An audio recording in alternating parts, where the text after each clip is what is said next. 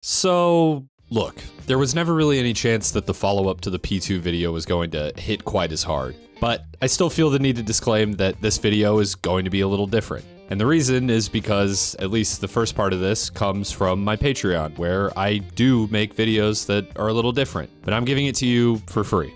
Just because I want to. So when I released my P-2 video a week or so ago, at the same time, I released an almost hour-and-a-half long director's commentary version of the video for patrons, where I talked extensively about the video and my P-2 experience and my thoughts on the level and update. And while I'm not gonna quite give all of that to you for free, I have gotten a lot of questions about how I feel about P-2 and Sisyphus, and I thought including my thoughts on it from this commentary publicly in a video, now that I've had some time to think about it, might be a good idea.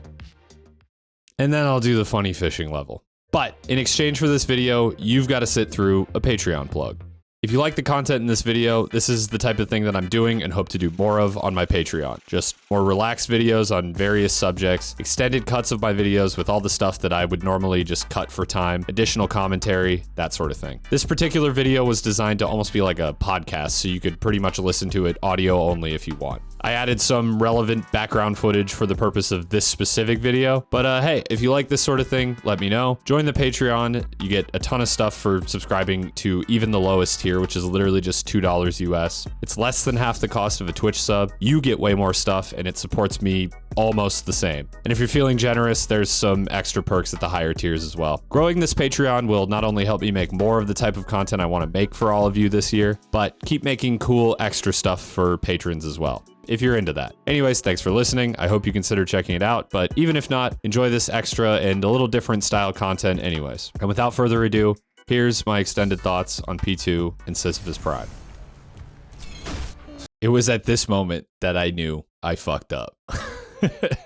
Yeah, I think I'm about to say it right where I paused, but okay, I was not ready for that. But yeah, like I just said, I was not ready for that at all. Genuinely did not expect arenas in this level of any sort. I had thought, when I had heard people describing the level as, and I quote, not my own words, other people's, bullshit. I was expecting a boss that was hard in like a ridiculous way. And I'm glad that that wasn't the case. That, and again, the boss was very hard in a way that I didn't expect as well. But once I entered this room, I think was the moment that I knew just what kind of difficulty I was about to experience. It was arenas designed with no stops, you know, with everything on the table. I think it's really funny in hindsight that I was in complete disbelief that the idol could be in an entirely different room. I was not aware of the gauntlet that lay before me to get to that thing, just to break that Mind Flayer's blessing. And I know a lot of people have complained about the Mind Flayers in this level, and rightfully so, I think. But I do think this is a really interesting experiment in difficulty. This opens a lot of new doors for future levels and stuff like that. So these arenas are so interestingly designed for high difficulty, but like using the mechanics of the game in an interesting way. I don't think getting like teleported around was really a fun way to introduce difficulty to a room. And now I'm pretty sure what it does is it just it doesn't teleport you. You just, if you fall down there or hit the wall, you just take like tick damage until you die. But that kind of sucks too, because then you can't get up. I don't know how you balance that room, but yeah, I definitely don't think that's one of the more fun rooms in this level. Something I found really difficult in this room was keeping track of the timing of all the sentries, because they all go off at once if you haven't like reset them. But as soon as you do, they can all get onto like different timings, and then you've got the beep of the sentries as they kind of like count down until they shoot you.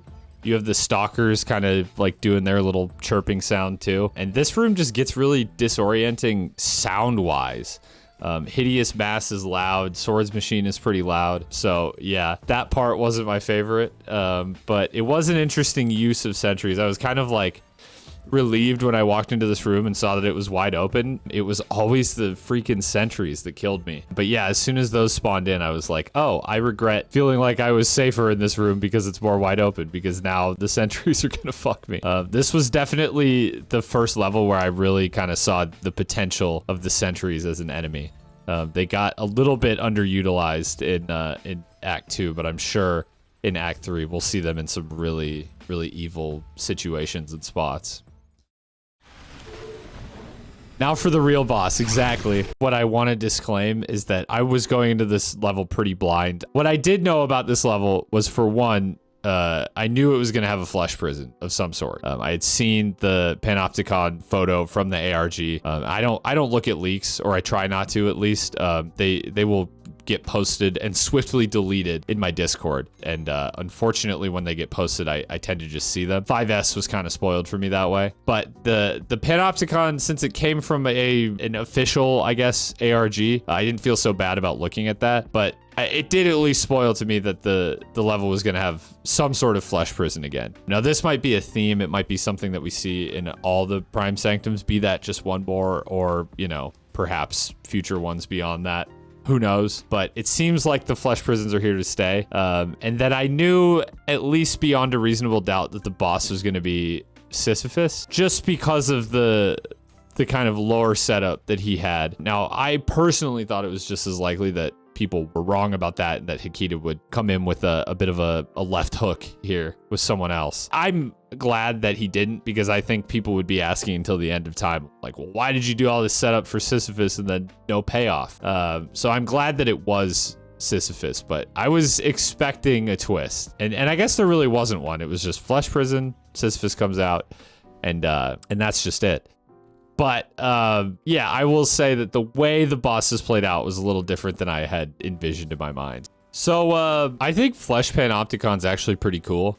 I kind of don't really care for Flesh Prison all that much. And I say this as someone who has learned the one cycle strat and practiced it to the point where it rarely ever fails for me. I just think that boss is kind of unintuitive and obtuse, and not all that fun, because it's just the same thing over and over again until you kind of understand the gimmick and, you know, could get rid of all the eyes and chip down the health and all that. It's not very fun or intuitive for new players. It's not really all that fun for repeat playthroughs, unless you're like me and have just learned to trivialize it. But, you know, it's still not fun. It's kind of just a speed bump on the way to Minos. But the Panopticon was kind of refreshing. I'm glad, for one, that it didn't heal. The hard damage gimmick was maybe a little bit unintuitive. It seems like you're meant to read the terminal, which, fair play. That's not something I've been accustomed to doing. But yeah, I kind of like the whiplash gimmick of the Panopticon. I almost wish it had lasted a little longer or been a little bit more meaningful. But zipping around between them and shotgunning them and stuff like that was actually pretty fun. And then once it's over, it's just over. It doesn't really overstay its gimmick. Also, it's worth mentioning right now that I played this on the day one patch, basically.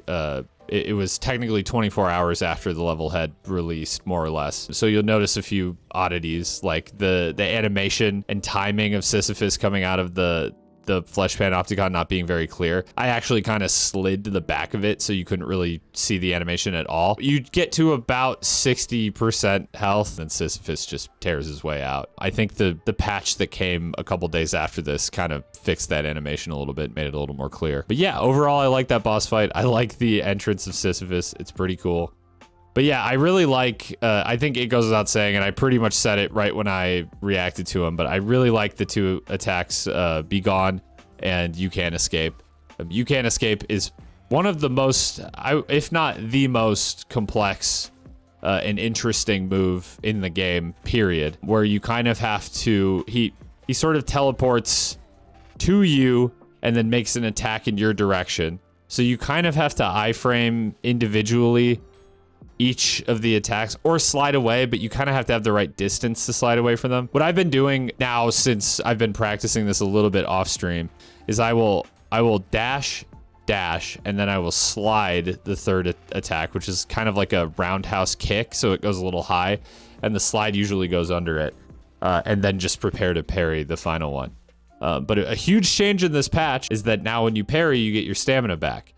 Which has really, really interesting implications for how future bosses and encounters will be balanced. I think you already sort of see it in the Mind Flayer room, where, as annoying as that Mind Flayer is, it kind of acts as an infinite source of healing and stamina in a room where you need more than you have kind of readily available most of the time. And that's kind of cool. And it's the same way with Sisyphus's parries. You kind of get little windows of opportunity to to regen that health and stamina, where his attacks either hit harder than you can handle with your full health bar, or require more stamina to dodge than you reasonably have the chunks for. So I think that's pretty cool balancing, and I like that direction for the game in terms of adding difficulty and high risk, high reward, just skill interactions that you can have with it. And then yeah, the same thing with Be Gone. It's such honestly a bad habit to just dodge away from things, and that attack doesn't really allow that because it just sends out a big ring vertically, a big shockwave out from where Sisyphus claps. I think that's a really interesting use of the shockwave mechanic as well. I'll get into some of his other moves in a bit. Those are probably two of my favorites and two of the ones that I think are the best and most interestingly balanced. I think we got a good look at pretty much all of the attacks there, and his phase 2, which again, I will mention that on this day 1 patch, on Violent was not able to be parried, which I'm glad was fixed / reverted, because I think that was a horrible mistake for the way this fight is balanced. I think getting that stamina regen from parrying him is so important to the way that his moves are designed that it didn't make any sense to me that you couldn't parry him in phase 2. And there's also some attacks like This Will Hurt that feel like they need to be parried, because your option is either to get far, far away to not take damage from it, or just get up in there, no fear, and just parry it, which is a really cool interaction that I like, that I think is kind of ruined if you can't parry it. It might make the fight easier, which I suppose some people will have a problem with it. But I don't know. I just think it's more fun and more balanced with parries always in the mix. It's not like it's easy when he's teleporting and flying all over the place in phase 2 with almost no cooldown to get those in still anyways. It's not like that is an easy task. So I think it's balanced that way. The other attack I haven't talked about yet is Destroy, but it's the one where he just makes like the sparkling cloud that then explodes after a short delay. That is maybe the one attack in this fight that I can't honestly say I really like all that much. And the problem is that it's not very easy to parry it, but it's not just that it's not easy to parry it. It's not intuitive to parry it. I didn't even think it was parryable at first, but it does spark. I'm not sure I've ever done it, but he kind of like casts almost a projectile when he punches that will then, it kind of tracks where V1 is moving, centers like a cloud of sparkles on that location, and then explodes after a short amount of time. So you can kind of bait it out by moving like the opposite direction of where you're gonna go for a second, and then just, sliding or dashing or whatever back out of it. And that works pretty consistently. I wish still that it was more intuitive to parry.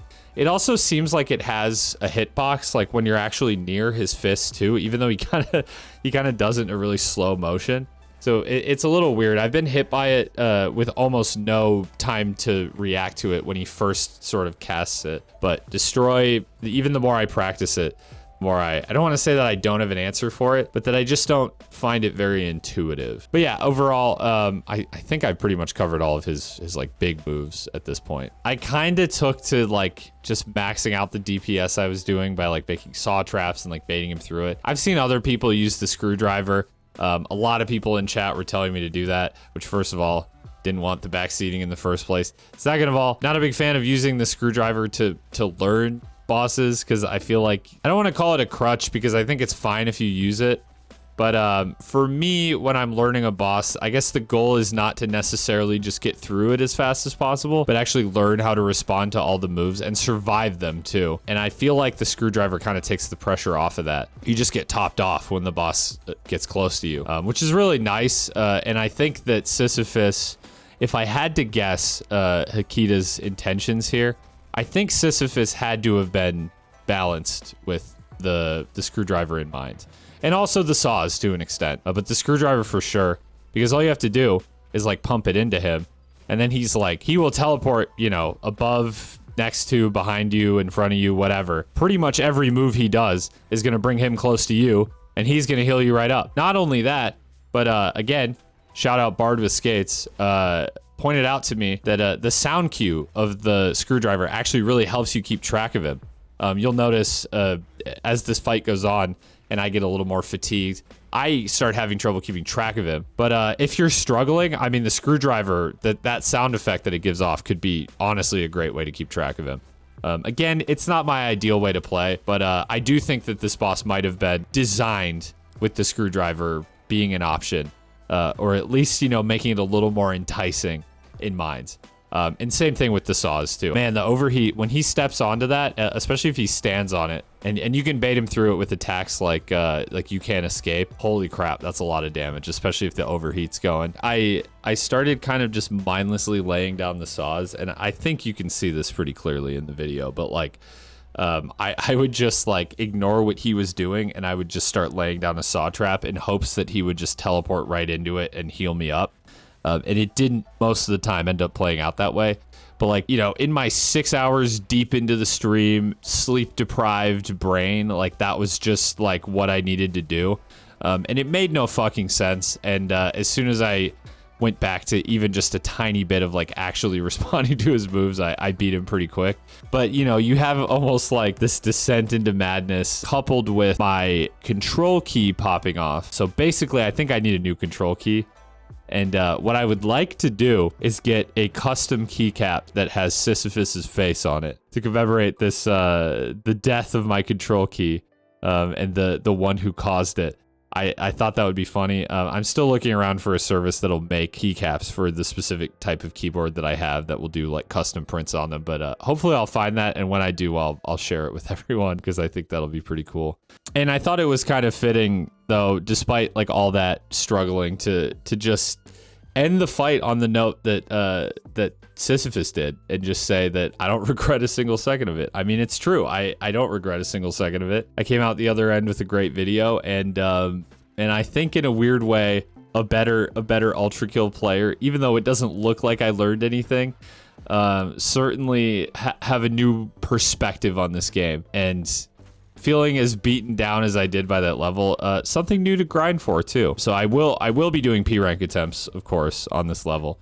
I haven't started yet because I've just been working like around the clock on this video, but I will definitely be doing P rank attempts. And as for what I thought about the level, I gotta say I really like it. I'm glad, you know, regardless of how I feel about some of the individual decisions made within the arenas, I have to say that I really like that this level just contained arena fights at all. And I think the beauty of these arena fights is that it's kind of like Hikita kind of showed his hand a little bit.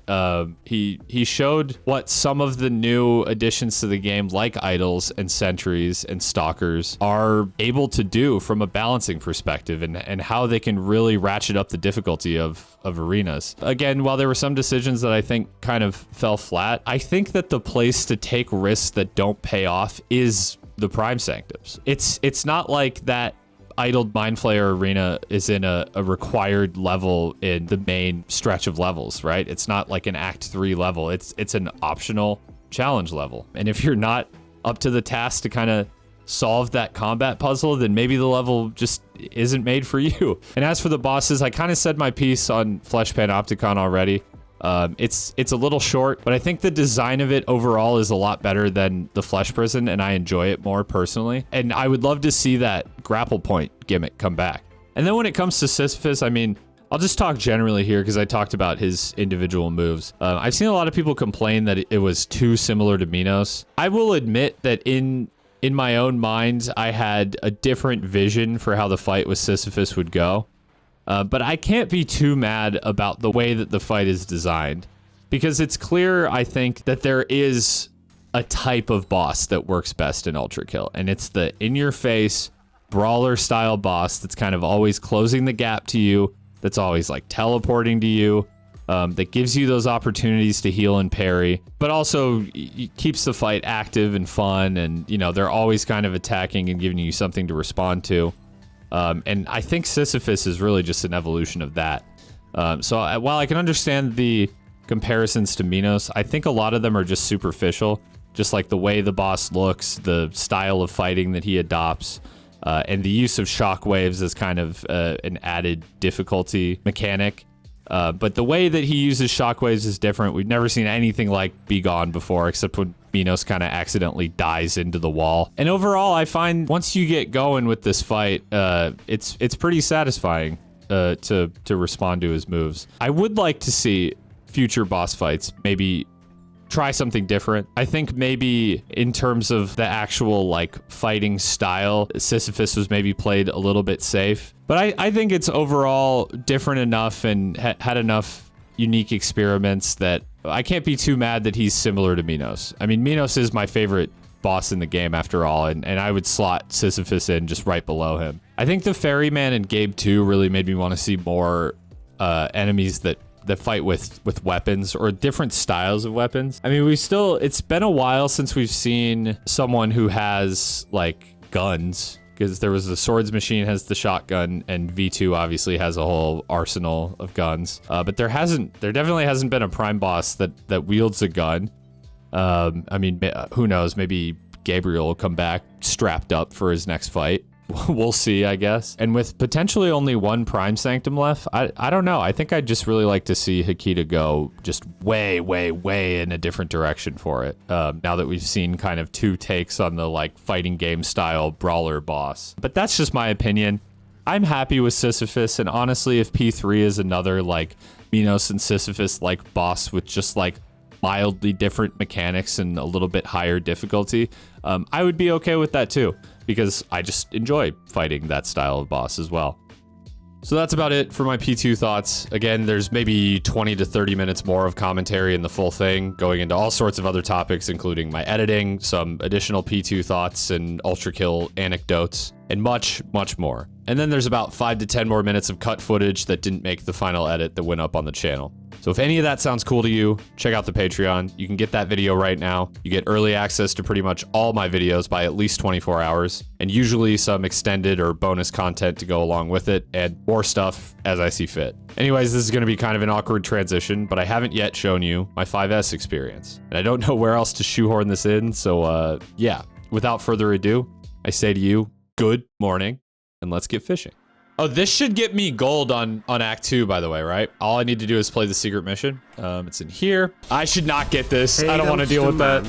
Can you say the word Gex for all the fans at home? Say what? Say what now? Say Gex? I suppose I might be able to say that. Okay, it's down here somewhere, isn't it? There it is. Boom! I can't imagine this level can be that hard to figure out. It's beautiful. Wow, there's a lot. There's a lot here. Okay. We got apple or Maurice. The two kinds of bait, as all fishermen know. There's got to be like a fishing rod somewhere, right? Oh, there they are. There they are. It's time to fish. Oh, there's so many out there. Oh, okay. Hang on, hang on. Okay, I see, I see. We got it. Funny, stupid fish friend. Size 1. What do I do with him? Deeper lake waters. Huh, way out there. Let's go. We got him. Trout. Okay, that is just a normal fish. A real fish, even. I love how they just flop around. Do they ever stop? It seems like there's other bodies of water that we might be able to fish in here. Peterfish. Hello, Peterfish. I love all my movement text still. Most normal day fishing. Slide hopping around. Is this the ocean? Okay. Ooh. All right. So... nothing seems to be biting here. I like how it's all the way in the ocean over there as I fell in. Okay, here we go. This is a river. I can fish in the river. Down? There we go. Bomb fish. That's gonna blow up, isn't it? Wait a second. Okay, all right. It worked. Lake of Blood. Every fisherman's got one of these. We caught eyeball. Very nice. What about, can I fish in the waterfall? Too small for this fish. Man. Oh, cook it in this fire. Wait, let's see. Oh, shit. You caught cooked fish. Size 1. Wait a second. What the fuck? What the hell? Agreed. Size 2, I want to believe. Still searching. No contact from the agency in 216 days. I should return to HQ, but I can't. Not yet. I have to know. It's there, somewhere. I have to see. I have to know. I have to see. I have to know. I have to see. I have to know. Size 2. Me too. Me too, brother. Me too. That's it. Right there. Size 2. Right there. I could catch it if I just believe hard enough. What if I... No? Size 2 is real. Copium. I don't know why, this always feels like counterintuitive to me. Tag yourself. I'm stupid fish friend. I think I'm bomb fish. I'm explosive. But after P2, I was cooked fish. I'm telling you right here. Water well. Yes. Oh yeah, baby. Funny meme. Wait a second. Wait just a fucking second. Bro. Oh my god. Stick fish. Everybody's got one of these in their kitchen, you know what I'm saying? Nothing seems to be biting here. There's still a bunch of fish that I'm missing. Think about it, what do you use as bait when fishing in the ocean? Couldn't I use like a smaller fish? Oh! Shark! Size 1. Shame. What if I throw the shark back in? Do I just catch another shark? It's just another shark. Theoretically, I should keep pulling out bigger and bigger sharks, right? Will I eventually get the size 2? I've cracked the code, clearly. Okay. What else am I missing? I think there was another one in the Blood Lake that I maybe need bait for. This one says only survives in rocky areas. So Maurice is a rock. A particularly funny rock. It's just a peterfish. Wait a second, but what if? Oh, it doesn't work. What about the Blood Lake? Will you eat my Maurice? The bait didn't work here. I can't figure out this rock thing. What is that? Hello? What the fuck? Hello, Maurice. Why are you... What? Wait, what? What is this? What if I put Maurice in the well? What? Okay. It's a common place to hide secrets in games. I mean, the waterfall, but like, it doesn't seem like there's anything there. Am I crazy? Oh, behind it. Okay, I can't believe I didn't check there, honestly. Well, we got something. The chomper. Nice. Metal fish. Let's go. Okay, what's the last one? Migratory deep sea fish usually found on moons, so it can survive anywhere with enough blood. Never leaves the deep. Like, it says blood, but it also says... Hang on. Oh, shit. Lower bloods. Yeah, last fish sure bud. Like we would forget size 2. Well. Frog. Go to the furthest corner of the main lake, there's an item. Okay. Holy fuck, I can't see a damn thing. Oh, this was such a mistake. Wait, I see it. I think I see it. What's this? If you can read this, please help. I've been stranded on an island off the shore for weeks now, and I'm running out of supplies. I was drawn to ride the waves in hopes of finding the legendary size 2 fish. I deduced that they must exist far out at sea, but the waves sank my ship before I could find anything. You're my last hope. Bring me more fish and then leave so I may continue my search. What? Oh. Fish-sized leaderboard. Holy shit. Oh, everyone has one. Your fishing skills are impressive. Wow, thank you.